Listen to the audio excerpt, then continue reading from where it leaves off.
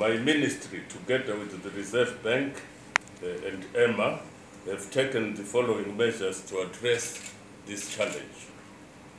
Number one, we have facilitated the procurement of 20 million litres of fuel made available to oil companies to ensure adequate fuel at service stations.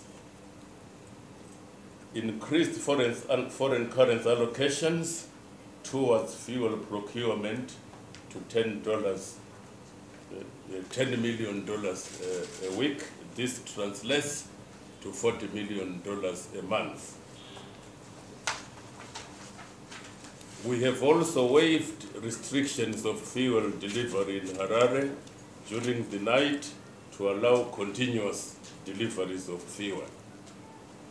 NOIC, in the meantime, is loading fuel 24 hours a day at Masasa and Mavuku depots until the situation returns to normal.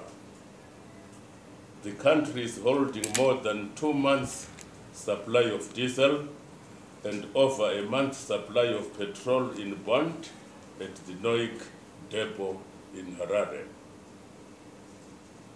The international fuel traders continue to pump fuel into the inland bonded storage to ensure continued security of fuel supply in the country. The stockouts were experienced mainly in Harare and in a few towns around the country.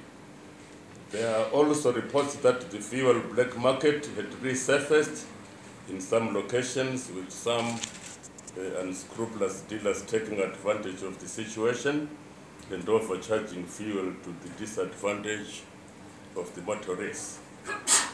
Causes of the fuel shortage. While there have been some challenges in terms of the foreign currency allocations towards the fuel sector, the real problem has been due to panic buying and tendencies of hoarding fuel as queues started to develop at some service stations. This was triggered by social media reports which painted a very negative picture in terms of fuel supply.